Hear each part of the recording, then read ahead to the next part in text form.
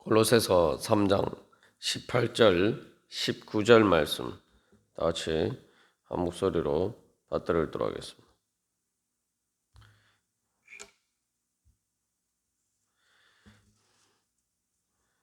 아내들아, 남편에게 복종하라. 이는 주 안에서 마땅하니라. 남편들아, 아내를 사랑하며 괴롭게 하지 말라. 아멘. 우리가 이 가정규범에서 아내의 의무에 대해서 살펴보고 있습니다.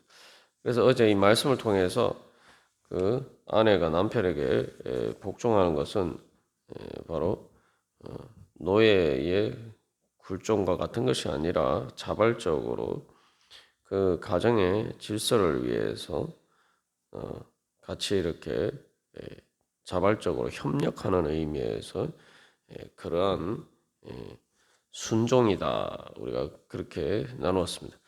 그래서 이 순종과 복종의 차이에 대해서 이 베드로전서 말씀에 이렇게 잘 나타나 있는데, 그래서 이 아내들의 의무는 순종으로 번역하고 종과 자녀의 의무는 복종으로 번역하는 것이 더 적절하다라고 말씀드렸는데, 그래서 이 종이 주인에게 복종하는 것과 이 다른 의미인 것을 그 베드로전서의 말씀에서는 그 아내들의 그 의무에 대해서 이야기를 하면서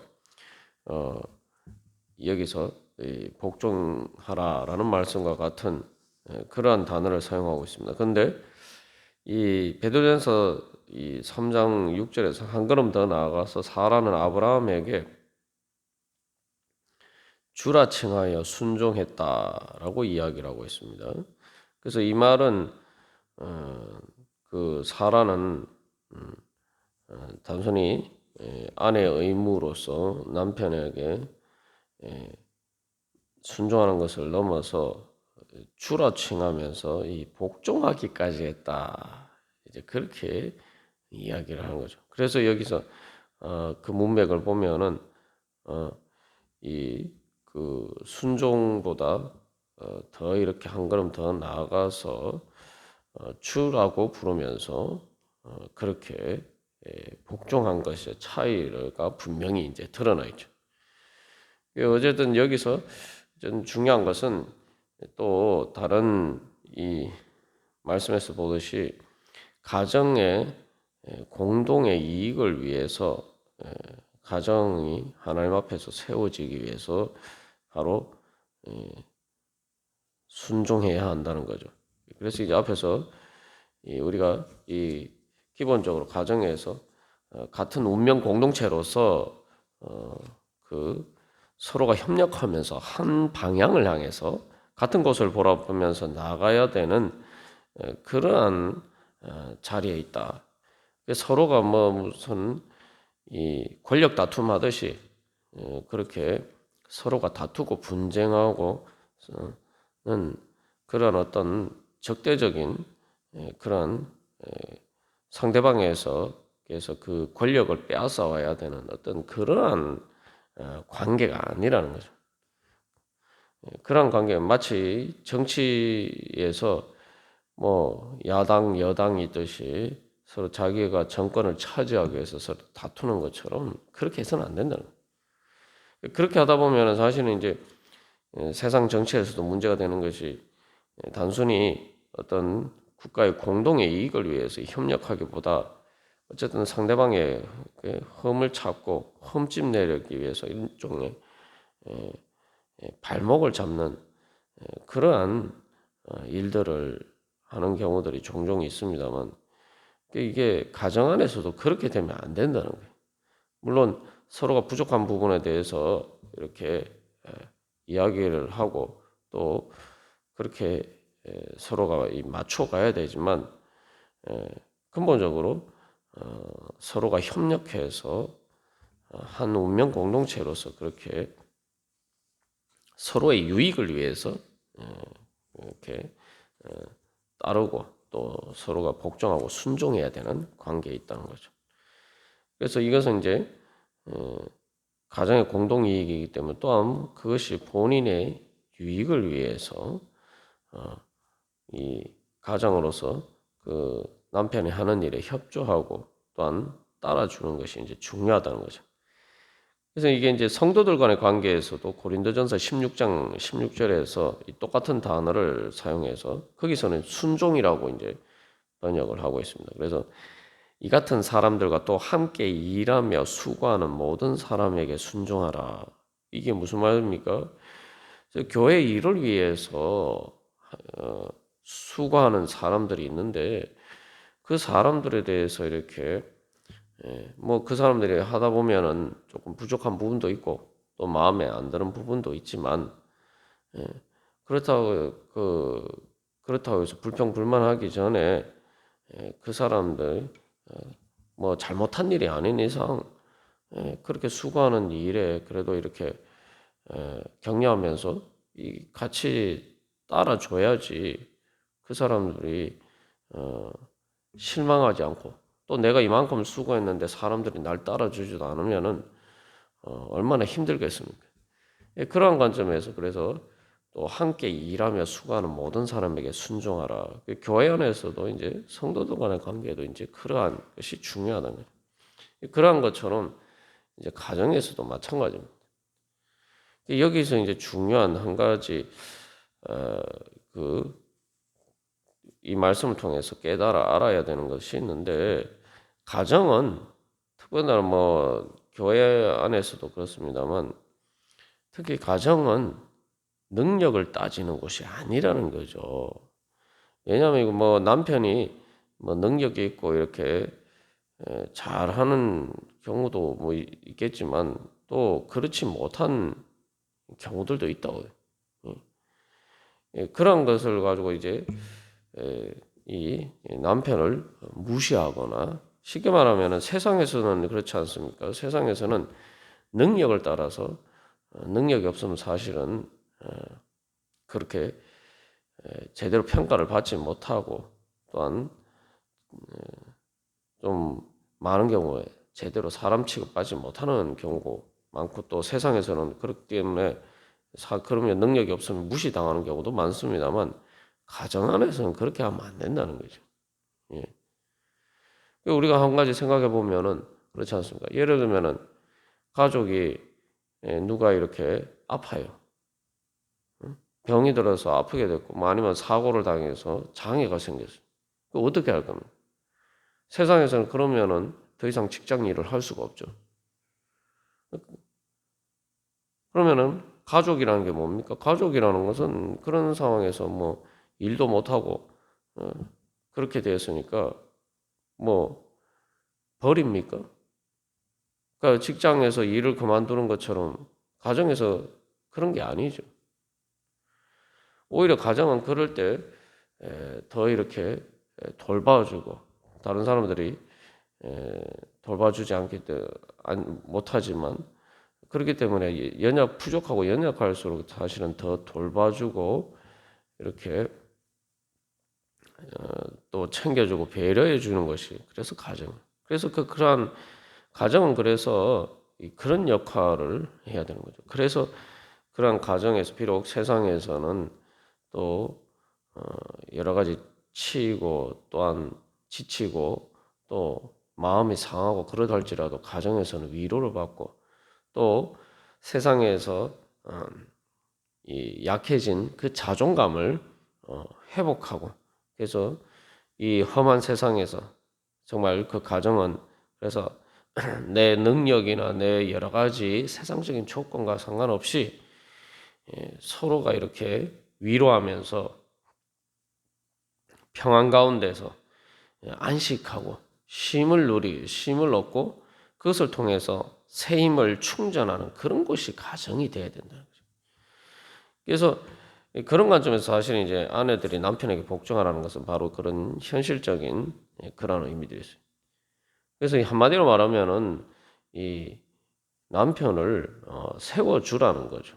그게 뭐 잘못된 일이나 뭐 이런 일을 무조건 따르라는 것이 아니라 이렇게 세워주라는 거죠. 그 능력 때문에 능력이나 이런 여러 가지 그런 것 때문에 폄하거나 뭐 세상에 다시 그렇게 무시하지 말고 이렇게 격려하는 마음에서 또 세워주라는 그런 것입니다. 이런 것들이 이제 그 가장 이런 것이 어떤 것인지 가장 잘 나타나는 보여주는 예가 바로 그 바본들과 평강공주의 예죠. 예. 사실은 이제 온달은 뭐 나중에 장군까지 되었기 때문에 사실은 가만 보면은 그 사람이 능력이 없는 사람이 아니에요. 그리고 이제 보면은 그 역사책에 기록된 기록에 의하면은 예, 온달은 외모는 누추하지만 마음은 환히 밝았다. 이제 그러한 힘들고 어렵고 가난한 가정 가운데서도 예, 밝은 마음을 가지고 그래서 특별히 이 구걸하면서 특히 이제 자기의 눈먼 어머니를 봉양하는 그런 효자였단 말이죠. 그래서 어떻게 보면 이제 그 외모도 누추하고 또한 가난하고 또 어떻게 보면 또 마음이 사람이 착해서 사람들에게 그렇게 바보 취급을 당했지만 그러나 사실은 이제 마음이 선하고 그러한 능력이 사실은 잠재적인 능력이 있었던 사람이죠. 그 이제 평강공주가 그래서 바본달과 결혼을 했을 때에 사실 이제 그 아내 그 온달에게 이제 글도 가르쳐주고 이제 무예도 익히도록 이제 해서 결국은 이제 훌륭한 장군으로 만들어냅니다. 예. 그런 예에서 볼 수 있는 것처럼 이제 뭐 세상 사람들이 그러듯이 온달이 외모도 누추하고 가난하고 어떻게 보면은 착해서 바보 같다고 그렇게 무시하고 그렇게 하는 것이 아니라 자기 남편으로서 이렇게 존중을 하면서 그렇게 세워졌을 때에 바로 그 바보 온달에 감추어져 있던 그 잠재적인 능력이 발휘가 되어서 그래서 훌륭한 그 고구려의 장군으로서 성장할 수가 있었던 거죠.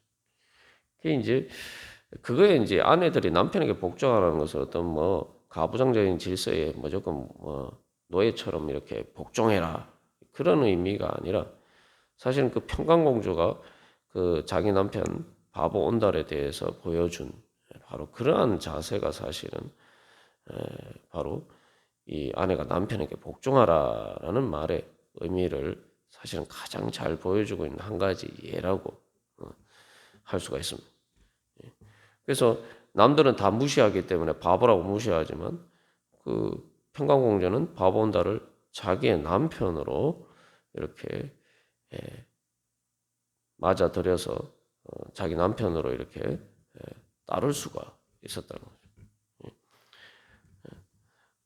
그래서 사실은 뭐 평강공주가 남편에게 뭐 가르쳐 주고 또 여러 가지 그렇게 했지만 사실은 그 남편을 존중하는 그 자세를 통해서 온달이 그렇게 세워질 수가 있었다는 거죠. 그리고 또한 이제 구체적으로 사실은 이 가정규범은 또 기독교 가정이 아닌 그 삶의 그 문맥에서 보면은 또 현실적인 아주 중요한 의미가 있어요. 뭐냐면은 이 예를 들면은 아내는 예수를 믿고 남편은 예수를 안 믿는 경우에 사실은 또 뭐 요즘도 뭐 제사 문제와 관련해서 이게 사실은 아주 중요한 문제가 되죠. 사실은 명절이나 이런 때에 어떻게 보면 그 세상에서 그 아내가 해야 되는 역할 중에 하나가 이제 제사상을 준비하고 차리고 이게 사실은 가장 중요한 의무로 여겨지는데 이때 당시에도 그런 종교적인 질서에 있어서 남편을 따르지 않는다는 말이죠. 어떻게 보면은 가장으로의 그 권위를 따라야 되는 가장 중요한 종교적인 문제에 있어서 예수님을 따르기 때문에 그것은 따르지 않아요. 가장 어떻게 보면 세상에서 가장 중요하게 생각하는 문제에 있어서 순종할 수가 없다 이 말이죠. 그런데 그런 가장 중요한 문제에서도 그러면서 다른 문제에서도 뭐 이렇게 우리가 뭐 하는 것처럼 이 순종적이지 않고 고분고분하지 않고 막 자기 마음대로 다 하려고 하면은 그게 이제 기본적으로 남편에게 전도가 안 되는 거죠. 복음의 덕이 세워지지 않는 거죠.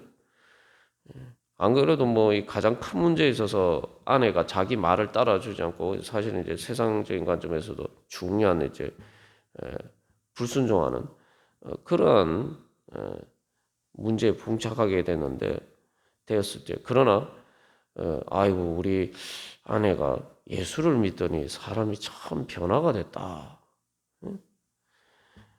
그래서 이 종교적인 문제에 있어서는 내 말을 따르지 않지만 다른 문제에 있어서는 참 오히려 예전보다 나에게 더 이렇게 잘한다. 이런 생각이 이런 이제 선한 영향력을 미쳐야지 사실은 새 사람으로서 바로 실질적으로 영적으로는 그 남편을 죄와 사망의 권세에서 해방시켜서 돌아오게 하도록 바로 영적으로 다스리는 복음의 능력에 따라서 다스리는 그러한 능력을 발휘할 수가 있는 거죠.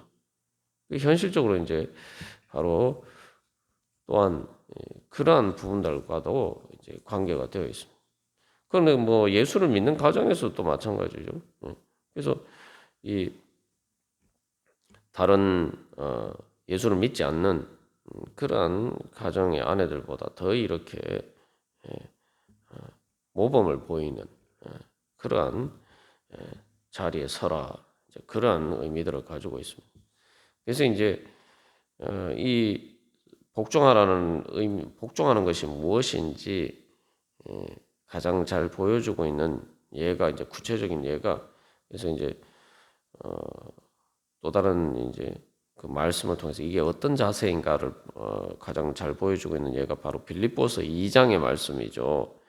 그래서 거기에서도 겸손하라라고 하면서 빌립보서 2장 2절에 보면은 마음을 같이하여 같은 사랑을 가지고 뜻을 합하여 한 마음을 품어 이게 그래서 이 남편과 아내 사이가 바로 뜻을 합하여 한 마음으로 가정을 세우기 위해서 서로가 서로를 따라주고 또 공동의 목적을 위해서 서로가 협력하는 그러한 관계에 있어야 되는 거죠. 그래서 2장 3절에서도 아무리든지 다툼이나 허영으로 하지 말고 겸손한 마음으로 뭐요? 각각 자기보다 남을 낮게 여기고 이게 이제 아내가 남편에게 복종하라라고 할 때 중요한 자세죠. 다툼이나 허영으로 하지 말고 남편을 주무르려고 하지 말고 겸손한 마음으로 남편을 자기보다 낮게 여기고 좀 부족해도 이렇게 좀 협력해서 따라주고 그죠? 그리고 또한 한 걸음 더 나가서 좀 더 적극적인 의미가 있습니다. 그래서 빌립보서 2장 4절에서는 각각 자기 일을 돌볼 뿐더러 또한 각각 다른 사람들의 일을 돌보아. 그래서 자기 중심적으로 자기만 생각하는 그러한 자세가 아니라 사실은 그래서 이 겸손이라는 것은 이기적인 자세가 아닌 것을 말해요.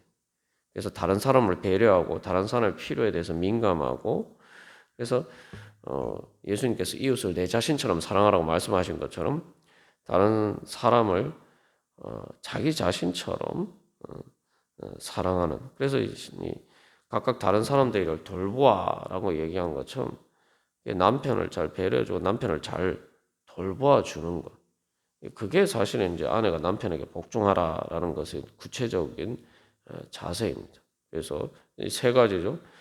뜻을 합하여 한 마음을 품어서 협력하고 그다음에 존중해주고 나보다 남을 낮게 여기고 또 세 번째로 또 배려해주고 돌보아주고 그게 바로 이제 아내가 남편에게 복종하는 구체적인 태도입니다. 그래서 결국 이제 빌립보서 2장에서는 그렇게 이야기랑 그런 자세 성도들 사이의 관계에 대한 이야기입니다만 그렇게 겸손에 대해서 이야기를 하면서 뭐라고 얘기합니까? 빌립보서 2장 5절에서는 너희 안에 이 마음을 품으라 곧 그리스도 예수의 마음이니 그게 예수님의 마음이에요. 그래서 예수님은 하나님의 본체시나 하나님과 동등됨을 취할 것으로 여기지 아니하시고 오히려 자기를 비워 종의 형체를 가지사. 그래서 자기를 낮추시고 죽기까지 복종하셨다. 여기서 예수님이 죽기까지 하나님께 복종하셨다는 것은 이 아내가 남편에게 순종하라, 복종하라는 이 말보다 더 이렇게 센 말이어서 종이 주인에게 복종하듯이 하나님께서 예수님은 그렇게 복종하셨다는 것이. 그래서 아내가 남편에게 복종하는 것은 바로 예수님의 그 마음을 닮아가는 것이고 또 그러한 자세는 가정 안에서 그런 훈련을 통해서 우리가 또 서로가 그렇게 아내뿐만 아니라 사실 남편도 그렇게 해야 되고 또 교회 안에서 성도들도 끼리의 관계에도 이제 그렇게 확장이 되어야 됩니다. 성도들 간의 관계로 확장이 되어야 되고 또 그러한 겸손한 자세를 통해서 우리가 또 무엇보다도 예수님을 섬기고 따라가야 돼요. 예.